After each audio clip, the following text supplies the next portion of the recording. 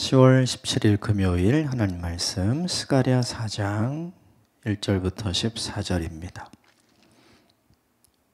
함께 교독하겠습니다.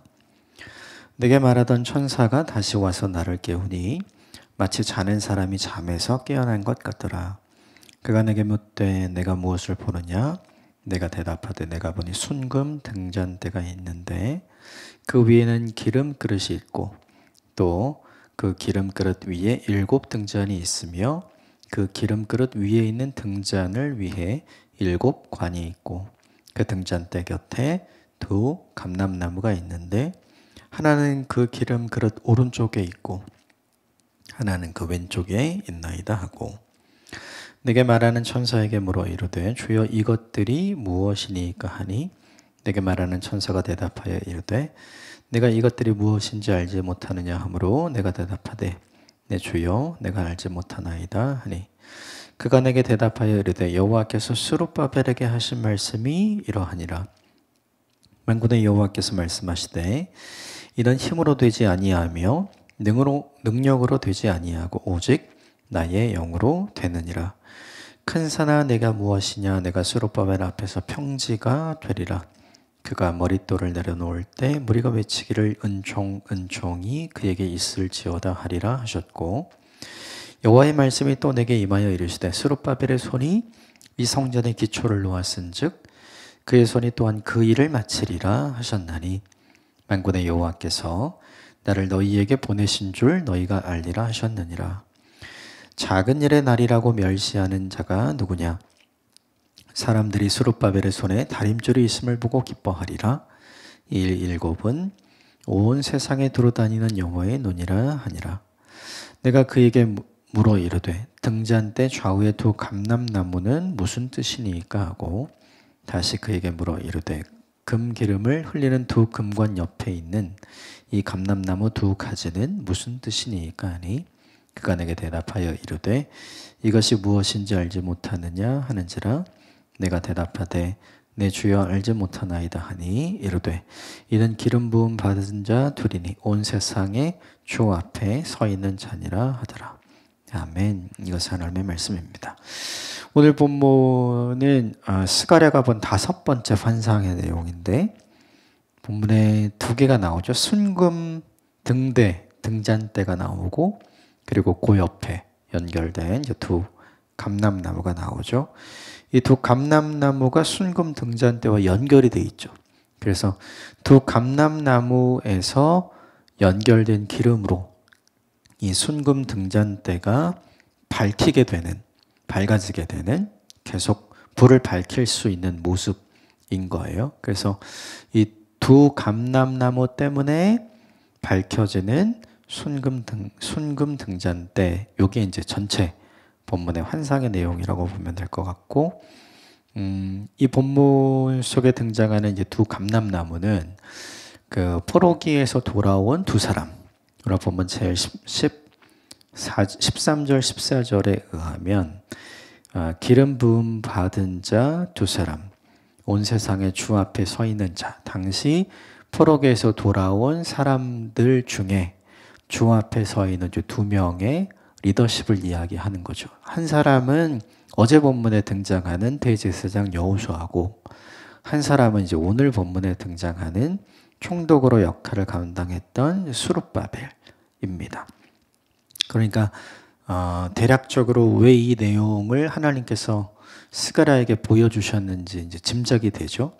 어제 본문은 낙심 속에 절망 속에 14년간 제 할 일을 하지 못하면서 나는 자격이 없다고 생각하고 있었던 여호수아를 격려하고 회복시키기 위한 메시지였다면 오늘 본문은 또 한 사람, 똑같은 상황에 있는 스룹바벨이라는 이 사람을 하나님께서 다시 격려하고 위로하면서 새롭게 회복시키는 회복의 메시지가 되는 거죠. 몇 가지 부분만 좀 같이 좀 보고요. 같이 좀 적용해 보면 먼저 6절, 7절 같이 보겠습니다. 6, 7, 7절 시작. 그가 내게 대답하여 이르되 여호와께서 스룹바벨에게 하신 말씀이 이러하니라. 만군의 여호와께서 말씀하시되 이는 힘으로 되지 아니하며 능력으로 되지 아니하고 오직 나의 영으로 되느니라. 큰 산아 내가 무엇이냐? 내가 스룹바벨 앞에서 평지가 되리라. 그가 머릿돌을 내놓을 때 무리가 외치기를 은총 은총이 그에게 있을지어다 하리라 하셨고, 스가랴가 처음에 이 순금 등잔 때와 감람나무 환상을 보고 뭔지 몰랐죠. 그래서 물어봅니다. 이게 뭡니까? 이렇게 물어보죠. 그랬더니 알려주시는 거예요. 그래서 6절과 7절에 하나님께서 답을 해주신 내용이죠. 6절, 7절 본문으로 들어가기 전에 한 가지 우리에게 적용할 게 있다면, 물으면 돼요. 모르면 하나님께 물으면 되죠. 그러면 오늘날 하나님께 묻는다는 게 어떤 뜻일까를 생각을 해 봐야죠.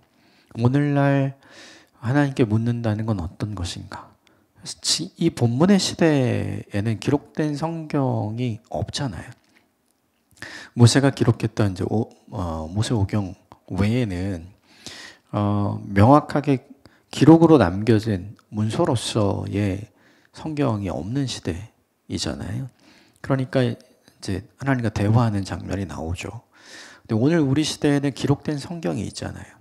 그러니까 되게 중요한 게 하나님과 대화를 어떻게 하는가? 성경을 읽음으로 대화하는 거죠. 성경을 읽으면 성경이 우리에게 말하는 게 있고, 또 우리가 질문을 던질 때 성경이 우리에게 이야기를 해주잖아요.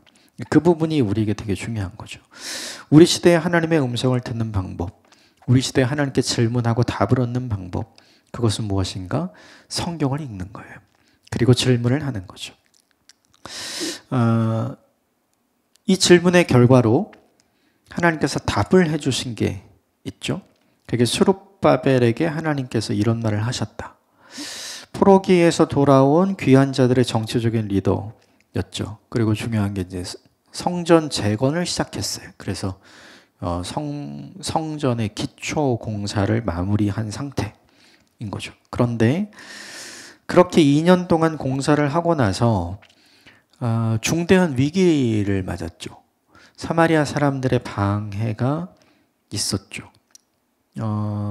다뜨네와 스달보스네의 방해도 여전히 존재해요. 이건 초창기의 방해가 아니라 이제 현재의 방해입니다. 초창기의 방해는 아까 말씀드린 것처럼 사마리아 사람들과 주변 민족들의 방해로 모든 것이 멈추게 되죠. 계속해서 이거를 진행을 하면 우리가 페르시아에 알릴 거야. 그래서 멈추게 할 거야. 그래서 14년 동안을 멈추거든요. 그리고 나서 14년이 지나고 학개 선지자가 또 격려하고 위로하고 응원하고 도전해서 다시 공사를 시작하게 됐고, 그리고 그 와중에 이제 2달 후에 스가랴 선지자도 같은 말씀을 듣고 사람들을 막 격려하죠. 사람들이 학개 선지자만 얘기했으면 저거 하나님 말씀이 아니라 저거 자기 생각 아니야? 이렇게 생각했을 수 있어요. 그런데 학개 선지자가 아닌 스가랴 선지자도 같은 얘기를 계속해서 하니까 이 시대 사람들은 2사람 이상의 같은 이야기를 증언으로 받아들이는 문화가 있었잖아요. 그러니까 학개가 이야기하고 스가랴가 이야기하니까 이거 하나님께서 분명히 우리에게 말씀하시는 거구나, 이런 메시지로 받아들이고 움직이기 시작을 했죠. 근데 움직이기 시작하면서 방해가 없었냐? 아니요, 여전히 있었어요. 아까 말씀드린 다뜨네와 스달보스네의 방해가 여전히 존재합니다. 그래서 다시 멈추게 돼요. 공사를 시작하고 한 2년 정도 있다가 다시 포기할까? 이 생각을 하게 되는 거죠. 왜 다시 힘들게 시작했는데 왜 또 이런 어려움이 생기나, 이런 생각을 한 거죠. 근데 그렇게 어려운 생각을 하고 있을 때, 그때 지금 스가랴를 통해서 스룹바벨에게 이 6절 7절 말씀을 해주는 거예요. 봐봐, 이거는 네 힘으로 되는 게 아니야. 네 능력으로 되는 게 아니야. 오직 나의 영으로 되는 거야. 내가 이 일을 하는 거야. 네가 하는 거 아니야. 너의 머리, 너의 계획, 너의 힘으로 이걸 하는 게 아니라 내가 이걸 진행하는 거야. 그럼 이건 무슨 뜻이에요? 넌 뭐만 하라는 거예요? 따라오라는 얘기예요.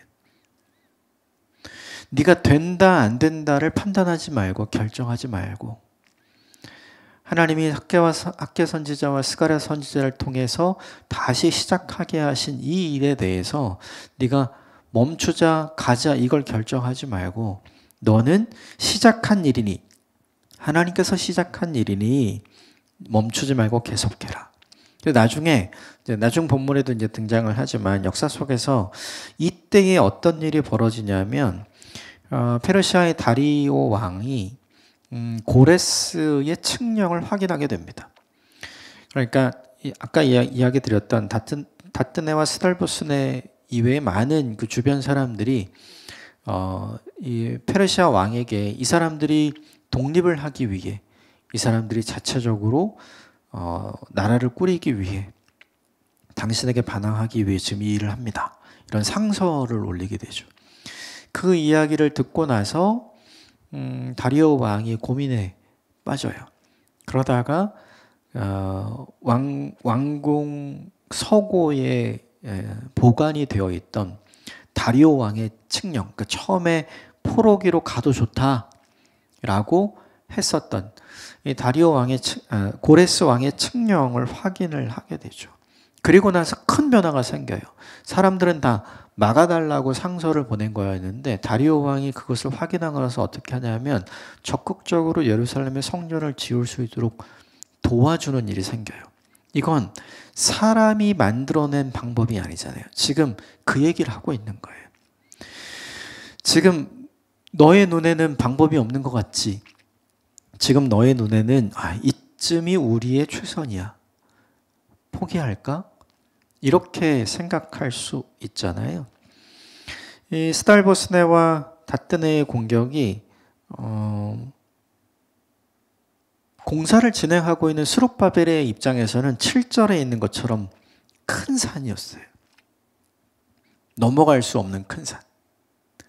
다시 이거를 마무리할 수 있을까?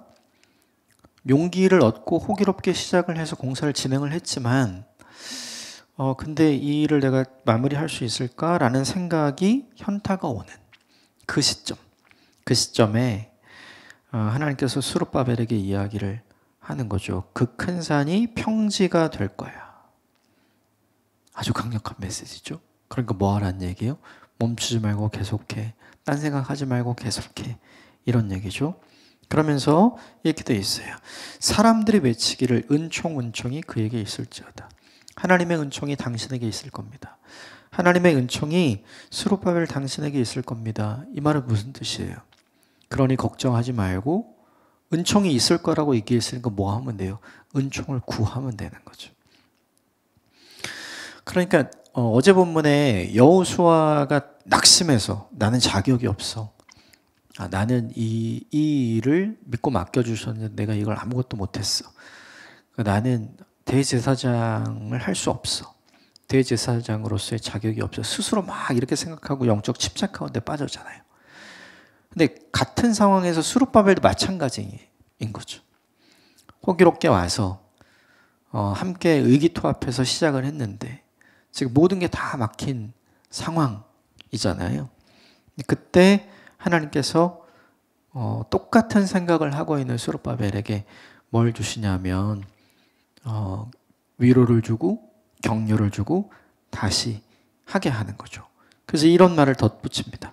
8절, 9절, 10절까지 같이 읽읍시다. 시작. 여호와의 말씀이 또 내게 임하여 이르시되 스룹바벨의 손이 이 성전의 기초를 놓았은즉 그의 손이 또한 그 일을 마치리라 하셨나니 만군의 여호와께서 나를 너희에게 보내신 줄을 내가 알리라 하셨느니라. 작은 일의 날이라고 멸시하는 자가 누구냐? 사람들이 스룹바벨의 손에 다림줄이 있음을 보고 기뻐하리라. 이 일곱은 온 세상을 두루 다니는 여호와의 눈이니라. 9절에 보면 하나님 말씀하시는 거죠. 스룹바벨이 이 성전의 기초를 놓았다. 근데 지금 마무리 못하고 있잖아요. 스룹바벨을 어떻게 생각한 거예요? 그만해야 되겠다, 포기해야 되겠다 생각한 거죠. 그런데 하나님 뭐라고 말씀하시냐면 그의 손이 또한 그 일을 마칠 것이다. 이렇게 이야기를 해주는 거죠. 사실은 성전 공사를 시작했던 초창기에는 스룹바벨의 정치적인 입장이 굉장히 올라갔을 거예요. 막 사람들이 굉장히 지지하고 굉장히 응원했겠죠. 그런데 이제 14년 동안 공사가 중지됐을 때는 완전히 떨어졌겠죠. 이제 사람들도 스룹바벨을 지지하지 않고 응원하지 않고 격려하지 않고 자기 스스로 생각해도 굉장히 초라해졌잖아요. 그리고 가장 중요한 게 10절에 보면 작은 일의 날이라고 멸시하는 사람들, 이게 누구냐 하면 시작이 초라하다고 하찮게 여기는 사람들이 많았다는 거죠. 지금 시작했는데 여전히 그대로잖아요. 시작했는데 여전히 그 시작으로 남아있잖아요. 그 초창기에 성전을 시작할 때 사람들이 어떤 생각을 했나요? 우리가 드디어 예배 드릴 수 있는 공간이 생기는구나. 또 이전에 그 과거의 솔로몬 성전을 보고 그리고 그것을 기억했던 사람들이 존재했겠죠. 그 사람들은 또 어떤 생각을 했을까요? 너무 좋은 일이지만 성전의 기초 크기가 완전 다르거든요. 이 스룹바벨 성전은 너무너무 작게 지어진 거니까. 그걸 보면서 굉장히 실망한 사람들이 많죠. 이 기록은 에스라 3장 12절에 기록이 돼 있어요. 솔로몬 성전을 기억했던 사람들이 이 스룹바벨 성전의 성전 기초가 놓여지는 걸 보고 굉장히 실망했던 것이 기록이 되어 있어요. 그랬는데 시간이 지나면서 여전히 그 시작 그대로인 거잖아요. 그러니까 사람들이 어떻게 생각을 했냐 하면 다 안 된다고 무시하고 멸시했던 거죠. 대다수의 사람들이 그러니까 스룹바벨도 스스로 그렇게 생각이 든 거예요. 그런데 반전이 생긴 거죠. 아니다. 절대로 그렇지 않다. 본문에 이야기하죠. 과거에 그랬던 사람들이 스룹바벨 손으로 완성되는 그 성전을 보고 뭐 하리라? 기뻐하리라. 그 성전은 누가 완성하게 되는 거예요? 하나님께서 완성하도록 도와주실 것이기 때문에. 현실은 뭐예요? 현실은 되게 어렵잖아요. 멈춘 상태이고.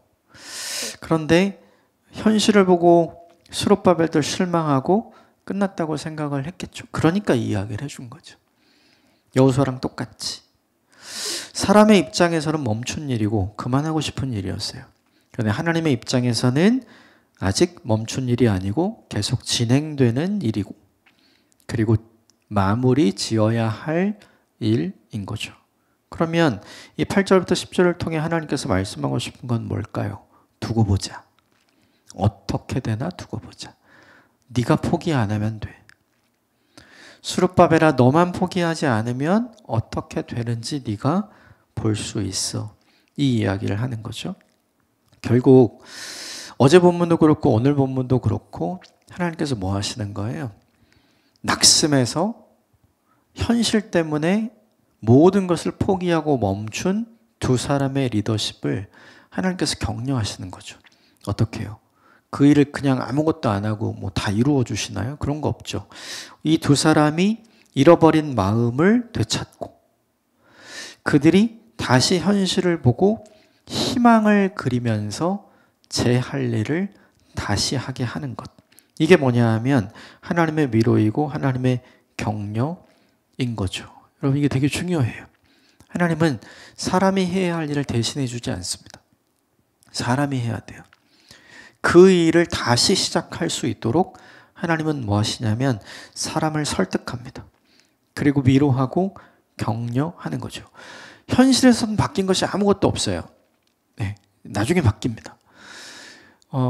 아무것도 바뀐 것이 없는 현실 속에서 그래도 일어나서 다시 시작할 수 있도록 메시지를 주시잖아요. 이게 우리에게 너무 큰 은혜인 것 같아요. 결국 스룹바벨은 완성한 걸 다 보게 되죠. 그리고 나중에 이제 느헤미야가 와서 성벽도 완성을 다 시키잖아요. 결국 이 본문이 우리에게 보여주는 게 있다면 수룹바벨이 멈추려고 할 때, 그만두려고 할 때, 낙심했을 때 네가 시작한 일 네가 마무리하게 될 거야. 내가 도와줄게. 내가 함께 할게. 지금 이 이야기를 하죠. 사람들이 보고 사람들이 평가하고 얘기하는 거 별로 안 중요해. 내가 지켜보고 내가 얘기하는 게 더 중요해. 오늘 수룹바벨에게 이렇게 위로하고 격려하시죠. 어제 본문하고 오늘 본문은 사실은 같은 내용인 것 같아요. 힘들어서 포기하고 싶을 때 그 일을 하나님께서 우리에게 맡겨주신 일이라면 우리가 포기하면 안 돼요. 우리가 해야 할 일을 다시 시작하면 하나님은 완성시켜 주실 것이니까.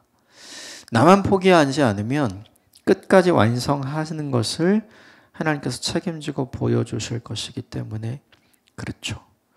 하나님께서 우리 일을 믿고 맡겨주신 그 일을 완성하는 그날까지 우리에게 낙심이 생길 수도 있어요.